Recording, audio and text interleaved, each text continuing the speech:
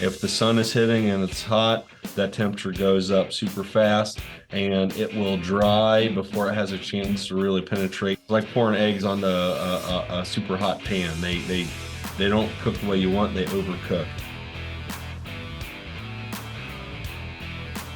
It's the Ohio Painting Company podcast. Thanks for tuning back in. And my gosh, it's been hot. I mean, hot, 90s, mid 90s with the heat index values, triple digits. I talk about it every single day. For those of you that don't know, I do the news on a local radio station every single morning from my house. And all we talk about is how flippin' hot it is. And I don't know if it's the same for you. I mean, you're kind of on a wildly different side of the state, but it can't be that different. No, not too different at all. The first thing that whenever you said hot reminds me of Good Morning Vietnam with Robin Williams. I've seen it, but I'm not sure of the part. He says, "Man, it's hot. It's so hot you could do a little crotch pot cooking." He was the king, wasn't he? He is the king. Yeah, Yeah. was. Who, Elvis? No, The heat, folks, Midwest heat, rolling through, sticking with us. We finally got a little bit of relief. Cloud coverage, rain yesterday. It just knocked out the heat, and we're stuck in the 80s, which is much better than 96 degrees. But what happened? What happened to our house? What happened to our paint, our vinyl, all that kind of stuff? It had to have taken a hit from the heat. It took a hit. Speaking of home, my house, I lost power for 2 days. Because of the heat or the wind or what? It was, It was a yeah, storm. I think it was the storm came through and nobody saw it. And it wasn't even on the radar. Right? And I didn't believe in the storm that day. And then all of a sudden, high winds come through. Thunderstorm happened for like what, maybe like 5-10 minutes. Now we've had more rain since then, but nothing really stormish. However, yeah. And an instant Sunday, 3:30, my power's knocked out. We're like, oh, it's usually restored within a few hours. No, by the end of the day, we slept in that heat. Oh And my God. they wouldn't give us an update on the time. And there's nobody to talk to. So I figured it was Sunday. They didn't have the workforce in, and it happened, and nobody expected it to happen. And then, yeah, we didn't get power restored until the about 8:30 on Monday night. And, we had our camping set up, and I want to say that we embraced it, but not really. Right, of course. Yeah, I mean, ours went out because of the wind. That was last Wednesday, and we had to cancel the podcast, or at least push it. We were going to do this last week, but we couldn't because we didn't have any electric. So, yeah, I'm in the same boat. But luckily, the wind and the rain that we got that knocked the power out was holding the temperatures down, so we didn't scorch in the house. Um, I guess we lucked out. So, unfortunate for Nicky boy. Yeah. These are just Ohio conversations. This is what Yep. we talk about in Ohio. Like That's right. it's like it's different every year. No, it's just the same. Yeah. Roller coaster all the time. Yeah, But baby. so let's dive in. Let's talk about how that paint or the vinyl or I mean the aluminum siding, because we have a little bit of everything on the outside of this house that we're in right now. What happened? What was it sucking up when that heat was here? Honestly, it restricts you to painting like broadside of metal buildings. Like the heat isn't so bad. Um, It's resilient. Outside material is definitely resilient. You use the but- right materials, it is resilient. But you have it's just like a day can totally change from when it's cloud coverage and then all of a sudden that sun hits you and instantly you're hot. So like if you're on a broadside of a building, it's one thing to have direct sun, but moderate heat. But if you have high heat and then the sun hits, then ambient temperatures of anything that like so brick isn't affected so much, wood isn't either. But if we're working on a house that has metal gutters, that's not the time to paint the metal gutters because it's going to basically flash dry. It's never going to have time to penetrate into the surface. So on days like that, yeah, stay away from metal. At least on the broad side facing the sun. Everywhere else, if you have indirect lighting, and the temperatures are high, usually you're okay. But if the sun is hitting and it's hot, that temperature goes up super fast and it will dry before it has a chance to really penetrate and bite in. It's like pouring eggs onto a super hot pan. They don't cook the way you want, they overcook. And most yeah, you're probably not going to eat those eggs. Right, yeah, they cook instantly, pretty much. Yeah. So one more, I'll let Nick elaborate on this too, because it's a new product, but the Latitude, it's a paint, from Sherwin-Williams. Mm-hmm. you can paint in 103-degree weather. Mhm. So I know some of the characteristics that, that it has is that it won't flash like Nick's talking about. But again, with that direct sun, again, I've not done near the research on it, but what are your thoughts on that? Oh, I am. You're still combination of heat and direct sunlight can affect things. Like you want to stay away from those sides of the building when you have both of those levels up. However, sometimes you can't avoid it. We had a graduation party, so Latitude is a combination of technologies from other paints of companies that Sherwin-Williams has acquired, primarily from Arizona and the southern states. Um, and they had their existing product called Resilience. And Resilience we've talked about in the show, and it has the early cure skin on the paint that forms, and like you can paint it, and within 15 minutes it's got a skin. Now that paint you can still press your finger in it, and it's wet, and you're Right. going to wipe it away. But it has like a skin on it to where the water just rolls off of it like water on a duck's back. Um, so they took that technology and combined it with the high heat stuff. And oh, I want to say, stay curious, right? We talk about that quite a bit. However, there's the things that have happened in the past, and we bring this baggage and everything in, and that leads to skepticism. So, like the rebranding Resilience as Latitude, this seems silly. I mean, that's why we talked about it in here. Resilience is a cool name. It speaks to what the product is. Like, why Latitude? What new thing is going to go into this? And like, you're just skeptical because R&D, new product development, and the driver of a lot of industries are new products, and a lot of them are gimmicky, and a lot of them just don't work. They're not, pragmatic and One coat coverage. Let's go with Right. that. yeah. Okay. So all of the things, right? So they roll it out, and it hadn't even got in yet. We're already kind of like making fun of it. And so we had Andy Potts on the last episode. Yep. We're on a house. They've got a graduation party happening the next day. We've had crazy weather to this point. It's like a lot like this, but thunderstorms rolling in and they're leaving, and it's put everything right up to the wire. Everybody's stressed out. And there's one side of the house that gets sun on it like 60% of the day. And it's Mhm. such a large part of the house, nobody can get it done in that 40% of daylight hours, and the time required before, just to get it complete, Dew point, right? yeah. And you have to get it all done because of the flashing. So it has to be done at once. You can't do part of it and then come back and do the other part later on the next day. So last day, I'm like, Andy, this side keeps flashing out on us. It's a darker color. We're already into this. Customer loves it. He's like, can you get a lighter color? So I'm like kind of abbreviating the conversation we've had. I'm like, we're locked into this. What do we do? And he's like, well, we can work on trying out Latitude. And I'm like, oh boy, here we go. This is just going to be an effort in vain. And I'm like, okay, More labor costs. so at least it gave me something, some type of educated response to the customers. Like, again, expectation management. I'm not going to believe it till I see it, but this is our option. Our rep is saying we should go with this. So it's worth an effort because we need this done for your party tomorrow. And they're like, okay, let's Hail Mary this thing. So we got it in. And I'm like selling this to the guys, like, this is going to solve our problems, guys. And I'm bracing for impact. And we brought an extra crew in that day too to help out. And we're under direct sunlight, no rain. It's like 90 some degrees. And this is a dark color. I was like gauntlet gray, I want to say is what Oh, it yeah. was, right? And which is dark, near black.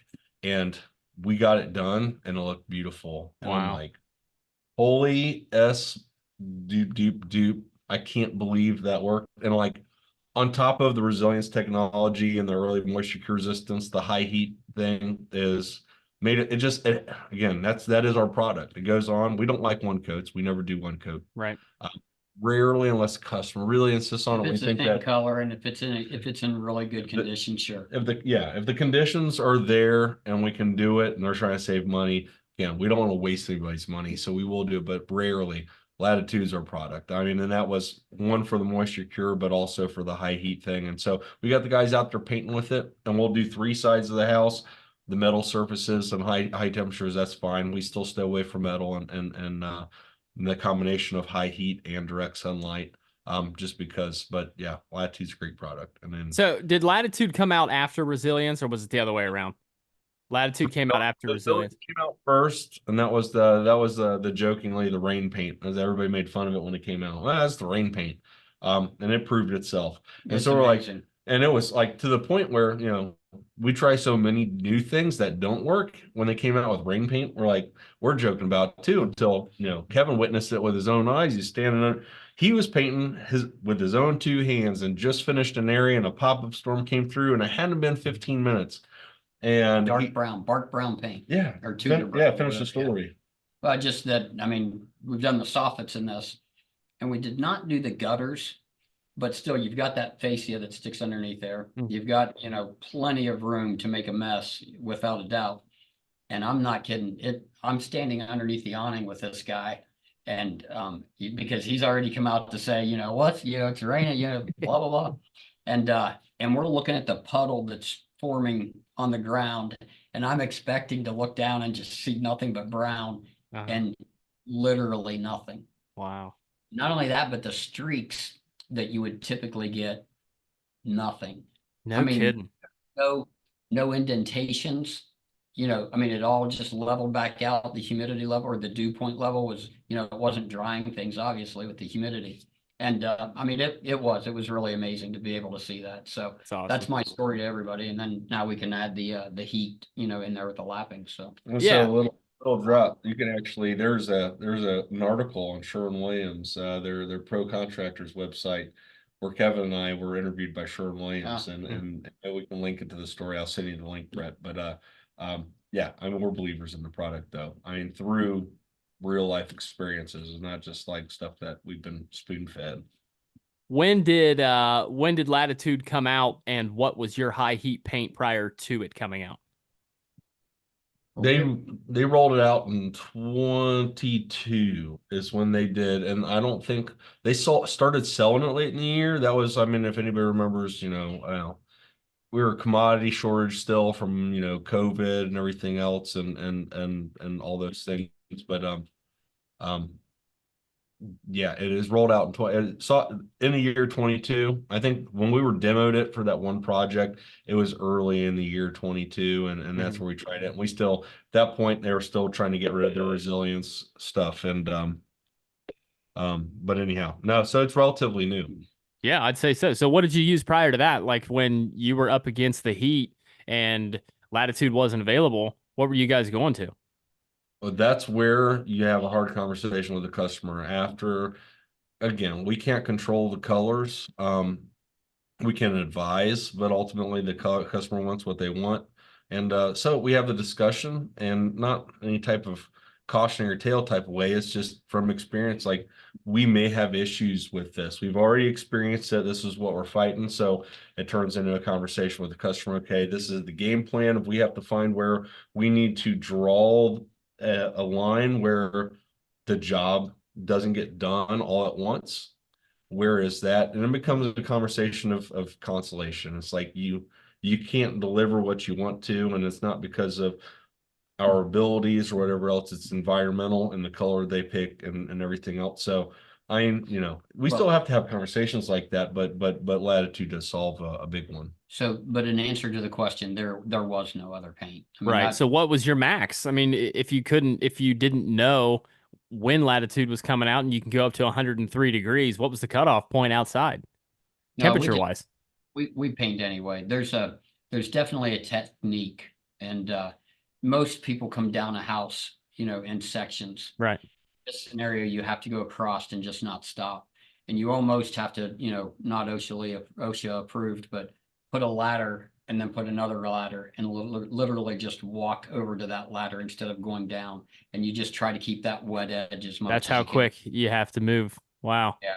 It's like it takes an orchestration of people on the ground to move the ladders in front of the person that's stepping from one ladder to the next. Again, we've never done this. Yeah. No, I know. Right. I know. And I did it. That's all we do. In fact, we do that all the time anyway. It's just the way we painted. But yeah, she was a brute, man. She'd grab the ladders and move them around. And if they were heavy, I'd grab them while I was up there and, and help her move them around. And right. It was hard, but you just improvise, you make it happen. You got to get it done. And it can't look like crap. So exactly. Like Right, exactly. Um, What I think the main part of this was, I mean, is the paint and the vinyl on the outside of our house. I'm sure vinyl's rated up to a pretty decent temperature. I mean, not like lava, not forest fire. It's gonna put melt then. your gas grill, right by it for sure. Yeah. What's the max on vinyl before things start to get a little saggy? It really, so if we were doing a vinyl house and the certain, and we're not right now. And vinyl features of a house we can do like if they have vinyl soffits and stuff like that, that's in doesn't have direct sunlight. We can do those areas in high heat. But vinyl expands more than metal and more than wood. Mhm. So, that's a conversation that we have about drastic color changes with vinyl and everything else. And high heat, it expands more. Vinyl is not fastened securely to your house. Well, It's that's the thing. So if it is, then the temperature will warp your vinyl. Yeah, we talked about that last week with Yeah. Sherwin. Yeah, so the literally when they nail it in, there has to be a gap. It can't be secure.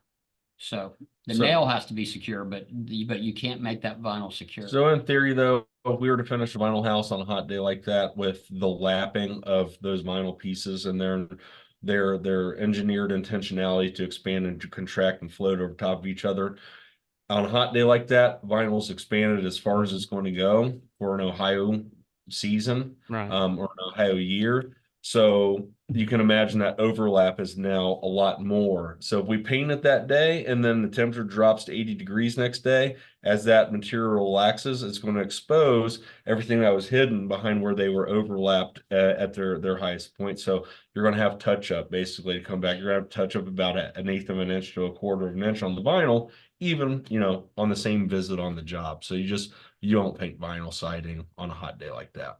Okay, Gotcha. then, and there is that. So in that nailing process, you've got an opening about like this, maybe an inch, maybe just 3/4 of an inch that you put that nail and you should center it. But it will allow you to take that vinyl and slide it. So if the day is hot and you open it all up on the first coat, you can, make sure that it's all one way the first time. And then on the second coat, you move that vinyl the other way so that it does get that gap cleared up. But again, that's a very hard line to draw because once you seal that vinyl, that seam up, it's going to crack when you pull it. Uh, So there's things that are not it's just not an easy process again, but through the just years that we've all been doing it, I mean, it's you figure out the way to do it best. And the best way is to do it in the cooler morning for sure. gotcha. So I mean, I guess there's really not a whole lot of days off because you guys got the products for any temperature. You guys got the products that'll dry in 15 minutes if the rain shows up. So there's no, I guess, rain out period unless it rains before you get there. Um, Yeah, in a rainy day, yeah, we've got the good thing about about our process anyway is we do have interior jobs and luckily for them, we don't have as many, of course, in the summertime. So it's easy to have a rain day and go to somebody's house and say, hey, or just call them up and say, hey.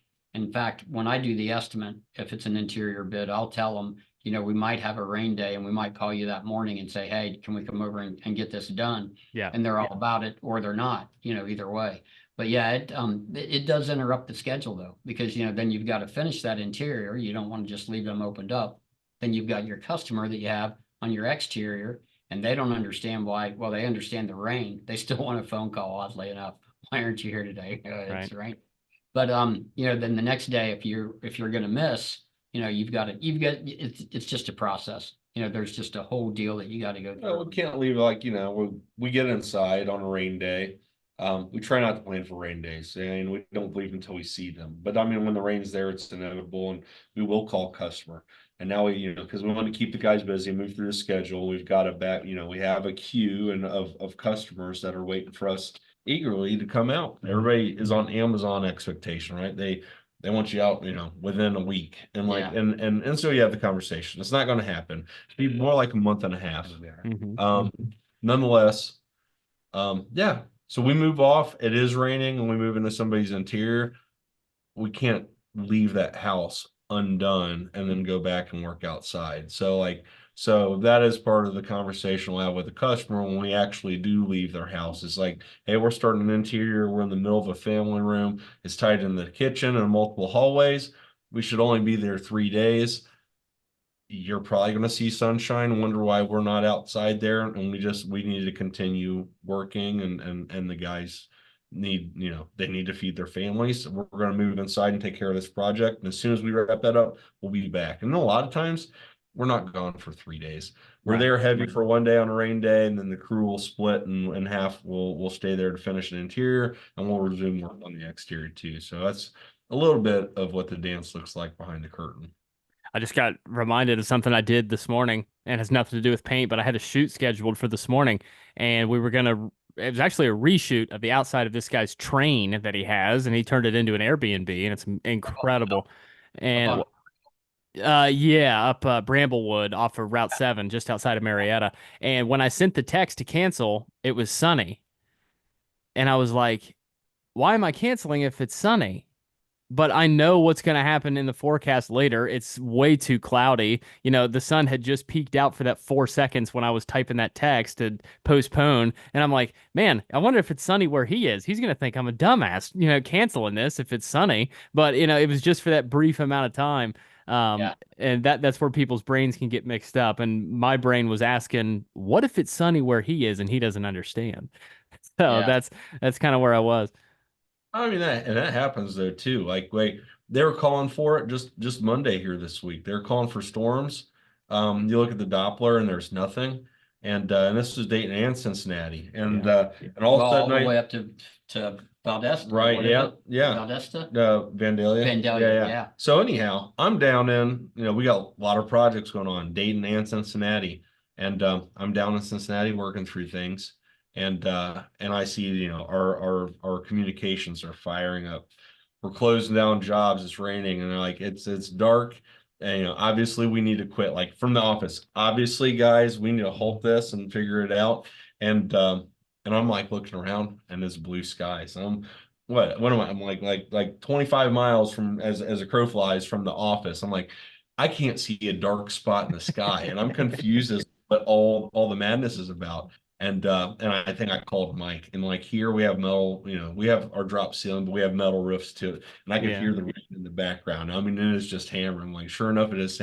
So 25 miles away, it can be completely storming and sunny. And so, I mean, I think customers just have to trust you. Right. Not making stuff up. Well, I mean, did you see that video, Kevin? It was like a Valvoline, like one of those drive-through oil change joints. And one where you enter one way and just exit the other way once they're done. And it was pouring rain on one side of the garage. And the guy turned the camera around to the entrance of the garage, and it was sunny. Like that's where it can stop right there. So, I mean, 25 miles is a pretty large area. I mean, I've heard that thunder clapping in Marietta, and you can see the rain coming out of the clouds 6 miles away, and we're dry as a bone with sunshine. Weather's weird, man. You can see that if you watch the radar, and and it's clear. I mean, you can see the clear radar of the storm, and you can see the path, the trajectory that it's going.